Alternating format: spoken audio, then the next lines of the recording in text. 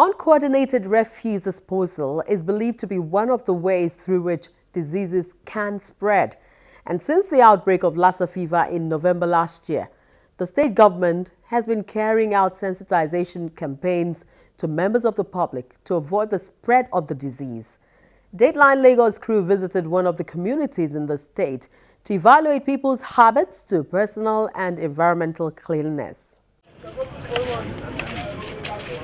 Since the outbreak of Lassa fever in November last year, the Lagos state government, through the Ministry of Health, has been carrying out public awareness on the disease and precautionary measures needed to be taken to curtail its spread. I wish to reiterate the need for the citizenry to follow the general health promotion and disease prevention measures. These measures include basic environmental sanitation, including proper disposal of refuse and other waste, avoiding open defecation and urination, etc. Regular hand washing with soap and water before and after food preparation, before and after using the bathroom or toilets, maintain personal hygiene, and of course adequate nutrition. Because if you are properly nutrited, even if you have that fever, your body is in a better position to even fight it before you commence the necessary treatment.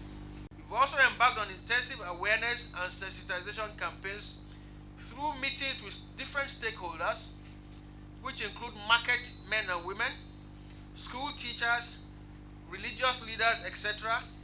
But how much do residents know about the virus? Our curiosity takes us to Ojota, a densely populated community located in the heart of Lagos.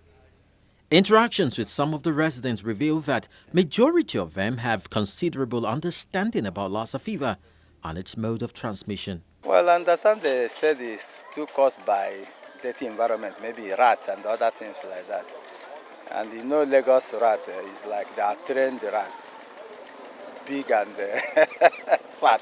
So if the environment is clean, I think the rat will not have much thing to do in the environment. But because the environment, so many compounds are not being cleaned, unless where you have landlord around. Lassa fever. I'm just hearing it for the first time. No. Lassa fever, as we were told, is associated with rats. Associated with rats, and we are told that we have to keep our environment clean to ensure that rats does not come into our house. We should ensure that anything that will bring any rat, contamination or bringing rats into our house, we should try to avoid it. And present one now that is really killing. So, but what I don't know is if they have discovered the medicine for it. Though these residents seem to engage in regular sanitation of the environment, one common environmental feature is that bagged refuse are noticeably placed on streets. Some are overpiled to the extent of spilling. Besides being harmful to health, uncontrolled refuse dumping attract rodents and other creepy creatures. All these children living in this house, they can get disease. No disease is normally common in any area. You see it now. There are mixed claims from residents over the response on refuse removal by the Lagos State Waste Management Authority, LOMA. They came once in a week. That's every Monday. Every Monday. So with their performance, are you satisfied so far? Absolutely, for now. The way, because everything they move there's nothing around that they left. They pick everything when they come. Actually, their response, they don't normally respond. They normally come here every Monday, but most of the time, they normally delay in their services. But they still come, but they don't normally come at the actual time. That is what I can say about their performance. But they are impressive. They used to come here around Wednesday and Thursday to party all this dustbin. But nowadays on January this time around now, they used to come around anytime they like to come and patch this thing. But that one is not good. They were supposed to use to help us to come and help us to carry on Wednesday, on Thursday. They don't normally come once in a week. And where we park our refuse in front of the house, we park it, it's either Tuesday or Wednesday. But we didn't even see them this week now. And this are Latunji. I think they are trying, but this week maybe they have broken down. Maybe their vehicle broke down. Maybe that's why they did not come to this street this week, Wednesday. But every Wednesday they park gates. Every Wednesday. But at times when people owe much, they will mark out that yard. They will not park their debt until they pay.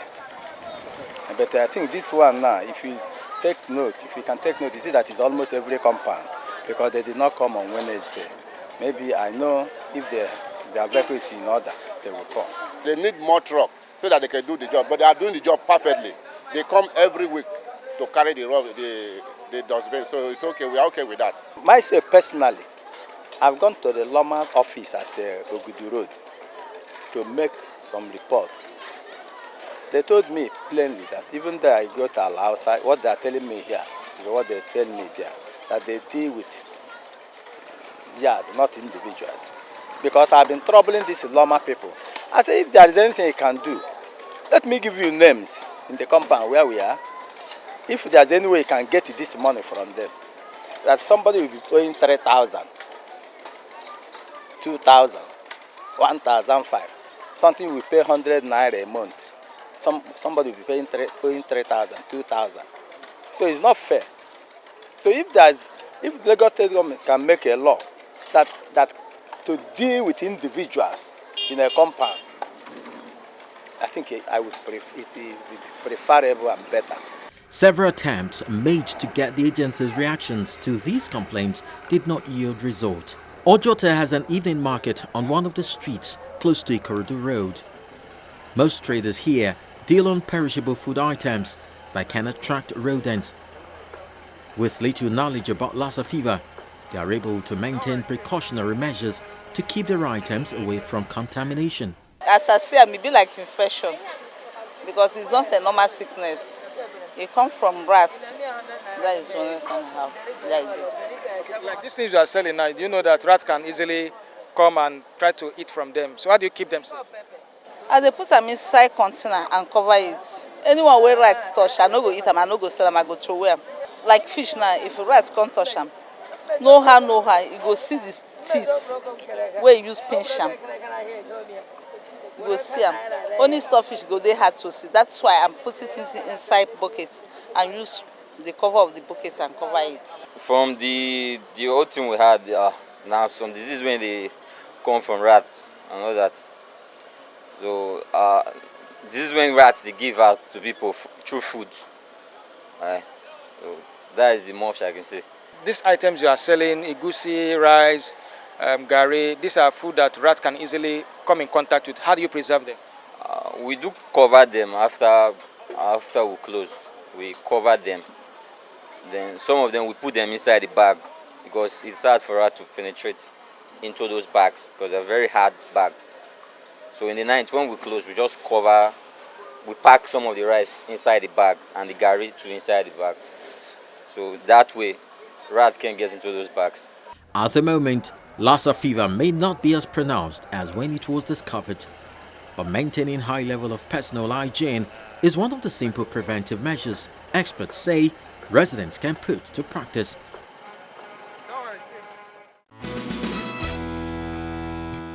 Well, that's where we'll draw the curtain on the program to a close. Thanks for staying with us.